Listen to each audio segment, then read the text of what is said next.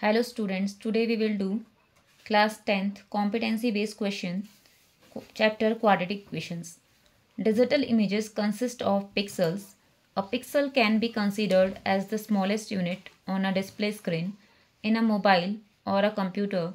The number of pixels, their size and the colors depend on the display screen and its graphic card.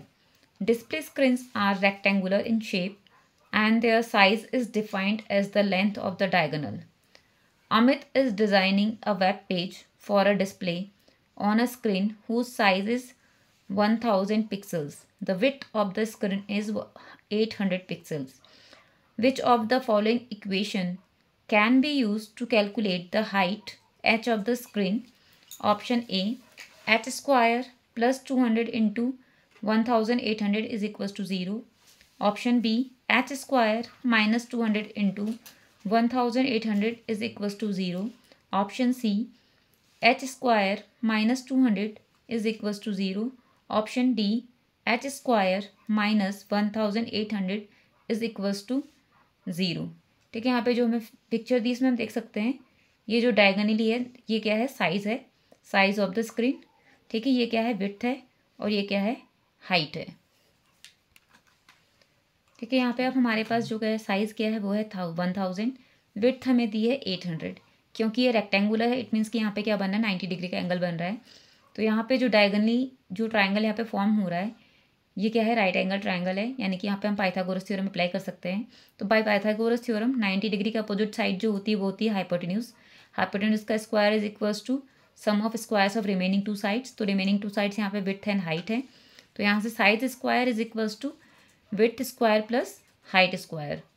ठीक है, it is equals to यहाँ पे से हो जाएगा, size हमें दिया है 1000 पिक्सल्स तो 1000 का square is equals to width हमें दी है 800. तो हो जाएगा 800 का स्क्वायर प्लस h स्क्वायर. ठीक है, ये हमें पता नहीं है, इसी के रिगार्डिंग हमें यहाँ पे इक्वेशन बनानी है. इट इज़ इक्वल्स टू, ठीक है, ये जो प्लस 800 स्क्वायर है इसको हम दूसरी साइड ले जाएंगे लेफ्ट हैंड साइड में. हो जाएगा 1000 square minus 800 square is equals to h square. अब यहाँ पे हमारे पास क्या है, A square minus B square के फॉर्म में है. तो identity A square minus B square is equals to A plus B into A minus B. यहाँ से हो जाएगा 1000 प्लस 800, ये हो गया ए प्लस बी. 1000 माइनस 800 ये हो जाएगा A minus B. It is equals to H square. तो यहाँ से ब्रैकेट सॉल्व करके आया 1800, ये वाला ब्रैकेट सॉल्व करके आया इंटू 200. तो 1800 into 200 is equals to H square. ठीक है, इसको हम ले जाएँ राइट हैंड साइड में तो हो जाएगा एच स्क्वायर माइनस, ठीक है, 200 इंटू 1800 इज इक्वल्स टू, क्योंकि दूसरी साइड कुछ बचा नहीं है, equals to 0. Then option B is correct. ये ऑप्शन बी हमारे पास है. इसी पे बेस्ड सेकंड क्वेश्चन है, the size of the screen display can be measured in inches also. It is possible to have a screen of size 13 inches where the width is 7 inches more than height. Give an example to justify. ठीक है, यहाँ पे ये हमारा size हो गया. अब यहाँ पे हम मान के चले कि साइज़ 13 इंचेस है. ठीक है, अब यहाँ पे हमें बोला है जो विड्थ है वो हाइट से क्या है, 7 इंचेस ज़्यादा है. तो यहाँ पे हाइट को हम मान लेते हैं h और जो विड्थ हो जाएगी वो हो जाएगी h प्लस 7. तो let the height be h inches according to the question. तो यहाँ से विड्थ हो जाएगा h प्लस 7 इंचेस. अब क्योंकि यहाँ पे रेक्टेंगुलर है स्क्रीन तो ये क्या हो जाएगा, यहाँ पे हमारे पास हो जाएगा राइट एंगल ट्राइंगल. इसमें हम लगा लेंगे Pythagoras theorem. By Pythagoras theorem size का square is equals to H square plus W square, height square plus width square. ठीक है, यहाँ पे साइज 13 इंचेस तो 13 square is equals to H square plus यहाँ पे विड्थ की जगह हो जाएगा h प्लस 7 का स्क्वायर. 13 square is 169. ठीक है, यहाँ से हो जाएगा h स्क्वायर प्लस यहाँ पे a प्लस b का होल स्क्वायर. तो हो जाएगा h स्क्वायर प्लस 7 का स्क्वायर 49 प्लस 2ab ये हो जाएगा 14h. ठीक है, यहाँ से हो जाएगा h square plus h square ये हो गया 2h स्क्वायर प्लस 14h. ठीक है, ये 169 को इधर ले जाएंगे तो 49 माइनस 169 ये हो जाएगा माइनस 120 इज इक्वल्स टू 0. तो यहाँ पे इक्वेशन बन गई क्वाड्रेटिक इक्वेशन. यहाँ पे इसमें 2 सब में 2 कॉमन फैक्टर है तो 2 से डिवाइड कर लेंगे. तो h square plus 7h minus 60 is equals to 0. ठीक है, ये हमारे पास सिंपलर फॉर्म में आ गई क्वाड्रेटिक इक्वेशन. अब यहाँ पे ए सी को मल्टीप्लाई करके आ रहा है माइनस 60. ठीक है। अब बी यहाँ पे है 7, तो ऐसे दो नंबर्स जिनको मल्टीप्लाई करके बने -60 और ऐड करके आए +7, क्योंकि प्रोडक्ट नेगेटिव है तो एक पॉजिटिव और एक नेगेटिव होगा। तो यहाँ पे फैक्टराइजेशन करके हम देख सकते हैं 60 के फैक्टर्स, जहाँ पे हमें सम 7 मिलने के चांसेस हैं। तो यहाँ पे 12 एंड -5 मल्टीप्लाई करें तो बनेगा -60 और ऐड करें तो बनेगा +7। तो यहाँ से हो जाएगा h²।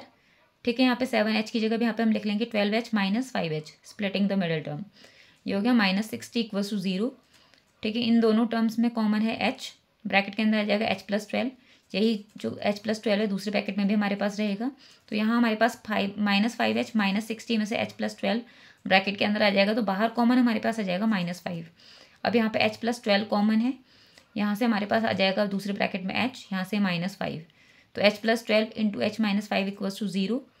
तो यहाँ से h की दो वैल्यूज़ हो गई। अगर h + 12 = 0 है तो h = -12, अगर h - 5 = 0 है तो h = 5। यहाँ पे क्या है, height can not be negative, तो जो नेगेटिव वैल्यू वो हमारी क्या होगी, रिजेक्ट हो गई। तो यहाँ से जो हाइट है स्क्रीन की वो हो जाएगी 5 इंचेस। ठीक है, विड्थ यहाँ पे हो जाएगी 5 + 7 यानी कि 12 इंचेस। और यहाँ पे स्क्रीन साइज, जो स्क्रीन का साइज, जो साइज़ है वो हो जाएगा 13 इंचेस, यानी कि ये क्या है, पॉसिबल है, it is possible. Next question है इसी में, the size of a screen is an important factor in designing a web page. The page can be opened on different screen sizes, but during the initial designing stage, one screen area is considered as the safe area. The content in the safe area can be viewed without horizontal and vertical scrolling of the web page. The safe area of a web page is 40 pixels less than the width and 190 pixels less than the height of the display screen. जो safe area है वो कितना कह रहा है कि width से 40 pixels कम, ठीक है, और उसके बाद हाइट से कितना है, 190 पिक्सल्स कम. Which of the following expression represents the safe area for the screen whose screen height is 200 pixels less than the screen width. अब यहाँ पे दूसरी कंडीशन भी दी है कि जो स्क्रीन हाइट है h है वो क्या है, स्क्रीन विड्थ यानी कि w से 200 पिक्सल्स कम है. यहाँ ऑप्शन दिए हैं, option A w² - 50w + 400, option B w² - 350w + 30,400, option C w² - 430w + 15,600, option D w² - 200w + 7,600. ठीक है, सॉल्यूशन ये हमारा सेफ एरिया है. यहाँ पे कह रहा है कि विड्थ से क्या है 40 पिक्सल्स कम यानी कि w - 40, हाइट से क्या है 190 पिक्सल्स कम यानी कि h - 190. अब यहाँ पे जो लेंथ है, ठीक है, height of the safe area है, ठीक है, इस रेक्टेंगुलर एरिया का जो लेंथ है वो ये हो गया h और विड्थ ये हो गया, ठीक है, ये हो गया h - 190 पिक्सल्स. विड्थ यहाँ पे हो जाएगी सेफ एरिया की w - 40 पिक्सल्स. अब यहाँ पे हमें दिया है कि जो हाइट है वो क्या है, विड्थ से 200 पिक्सल्स कम है. ठीक है, एक दूसरी कंडीशन भी हमें जो दी थी लास्ट में वो ये है. तो यहाँ पे screen height h, screen width, ठीक है, इसमें से 200 माइनस हो गया. तो सेफ एरिया क्योंकि रेक्टेंगुलर है तो area length of rectangle length into breadth, length की जो गया h - 190 और ब्रेड्थ हमारा यहाँ पे है w - 14. ठीक है, यहाँ पे दिख रहा है. अब यहाँ पे हमें दिख रहा है, इसमें दिया है h कितना है, w - 200.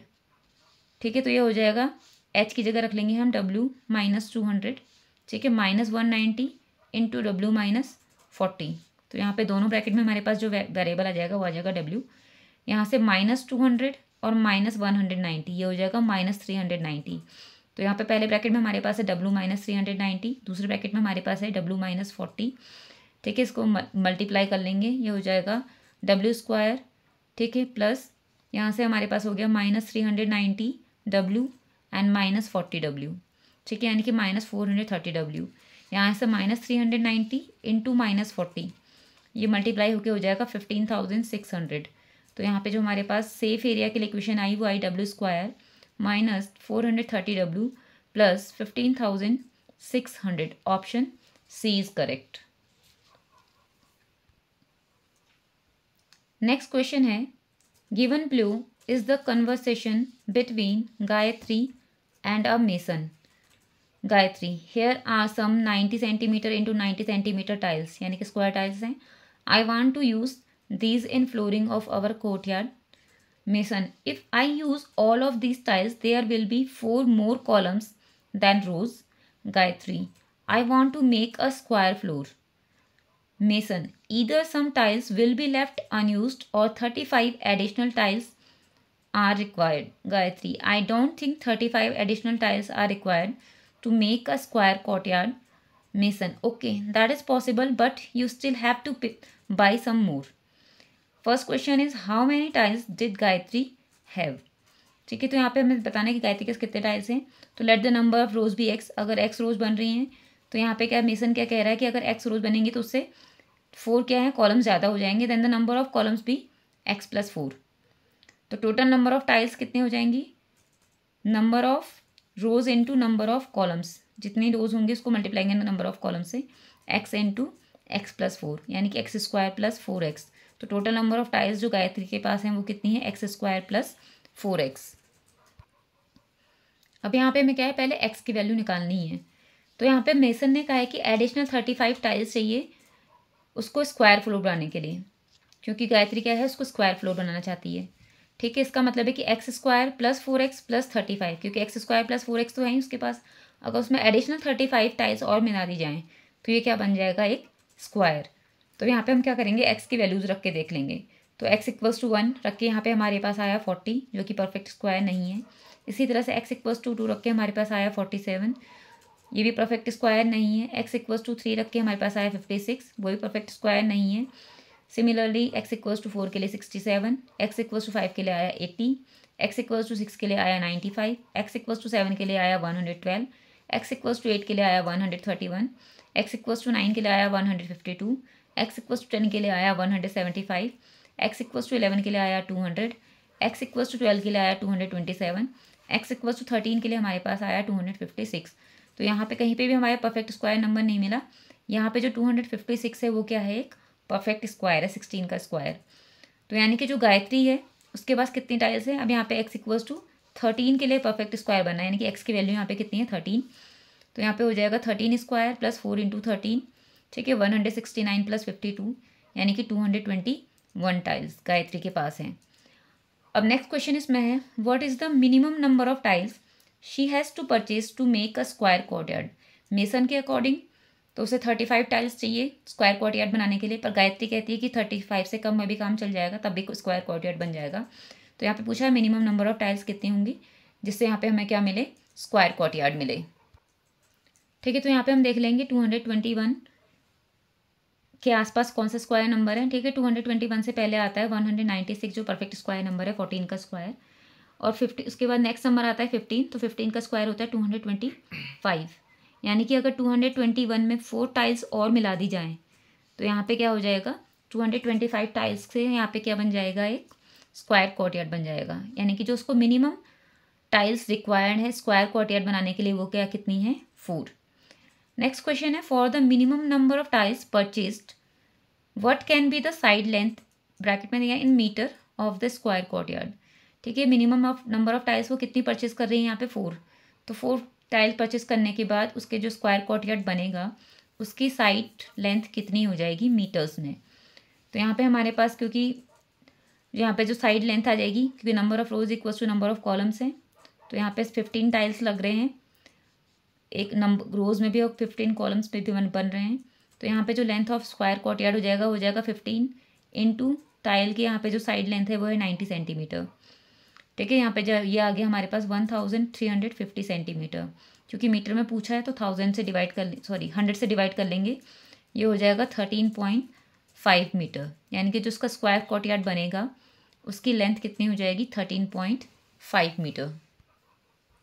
नेक्स्ट क्वेश्चन है, under a relief scheme if rupees n square was distributed among n number of people, the first beneficiary received rupees 1 plus 1 upon n plus 1 of the remaining amount. The second beneficiary received rupees 2 plus 1 upon n plus 1 of remaining amount. The third beneficiary received rupees 3 plus 1 upon n plus 1 of remaining amount. The distribution is done in the same pattern. इसी तरह से यानी कि जो fourth beneficiary होगा उसको कितना मिलेगा, ₹4 + 1/n+1 of remaining amount. The distribution is done in the same pattern for all the beneficiaries. First question है which of the following expression represents money received by the first beneficiary. Option A 1 + 1/n bracket n² -1। Option B 1 + 1/n into n²। Option C 1 + 1/n into n। Option D 1 + 1/n+1 into n² -1। ठीक है, तो यहाँ पे solution total amount कितनी है, n² है। अब n² में से ₹1 तो उससे पहले ही यहाँ पे हटा लिया है, तो रिमेनिंग अमाउंट कितना बचा, n² -1। तो जो money received by first beneficiary है वो कितना हो जाएगा, 1 + 1/n+1 इंटू रिमेनिंग अमाउंट। तो रिमेनिंग अमाउंट यहाँ पे n² -1। ठीक है, तो ये हो गया option D. Option D is correct. इसी पे बेस्ड नेक्स्ट क्वेश्चन है who do you think will get the maximum amount. तुम्हें क्या लगता है कि किसको मैक्सिमम अमाउंट मिला होगा, फर्स्ट बेनिफिशियरी को, सेकंड बेनिफिशियरी को, थर्ड बेनिफिशियरी को, या फिर बाद वाले को। ठीक है, तो यहाँ पे फर्स्ट बेनिफिशियरी को कितना मिला है, 1 + 1/n+1 इंटू यहाँ पे हमारे पास आया था ब्रैकेट n² -1। ठीक है, यहाँ पे ब्रैकेट में जो हमारे पास n² -1 है तो इसको हम कह सकते हैं n² - 1² यानी कि a² - b² that is a + 1 into a + b। ठीक है, तो यहाँ पे हो जाएगा 1 + यहाँ पे जो हमारे पास n² -1 है वो हो गया n+1 इंटू n -1। डिनोमिनेटर में हमारे पास है n+1, तो ये दो ब्रैकेट हमारे कैंसिल हो गए। तो यहाँ से हमारे पास बचा 1। ठीक है, प्लस ब्रैकेट खोल लेंगे, ये हो जाएगा +n -1, +1 से -1 कैंसिल, तो यहाँ पे हमारे पास बचा n। जो फर्स्ट बेनिफिशियरी यानी कि उसको कितना अमाउंट मिला है, n रुपीज़। इसी तरह से जो सेकंड बेनिफिशियरी है, ठीक है, उसको कितना मिलेगा, यहाँ पे भी क्या है 2 + 1/n+1 इंटू रिमेनिंग अमाउंट। तो ये हो जाएगा 2 +, ठीक है, यहाँ पे रिमेनिंग अमाउंट कितना हो गया, पहले तो n² था, उस n² में से n पहले बेनिफिशियरी को मिल गया। ठीक है, तो वो n तो माइनस हो ही गया, साथ में जो ये 2 यहाँ पे ऐड किया है वो 2 भी यहाँ पे माइनस हो गया। तो यहाँ पे हमारे पास हो गया n² - n - 2, ये रिमेनिंग अमाउंट है अपॉन n+1। अब यहाँ जो न्यूमरेटर है, ठीक है, इसका हम क्या करेंगे, स्प्लिटिंग द मिडिल टर्म्स यहाँ पे फैक्टराइजेशन कर लेंगे। तो यहाँ पे फैक्टर्स आ रहे हैं n+1 इंटू n -2। ठीक है, तो फैक्टराइजेशन करने के बाद ये फैक्टर्स आए, तो यहाँ पे हो जाएगा 2 + n+1 into n -2 upon n+1। तो ये ब्रैकेट यहाँ पे कैंसिल हो गए, यहाँ से बचा 2। ठीक है, ये हो जाएगा +n, ये हो जाएगा -2, +2 से -2 कैंसिल, यहाँ पे हुआ n, यानी कि सेकंड बेनिफिशियरी को भी कितना अमाउंट मिला है, n rupees. Now third beneficiary got 3 + 1/n+1 into remaining amount.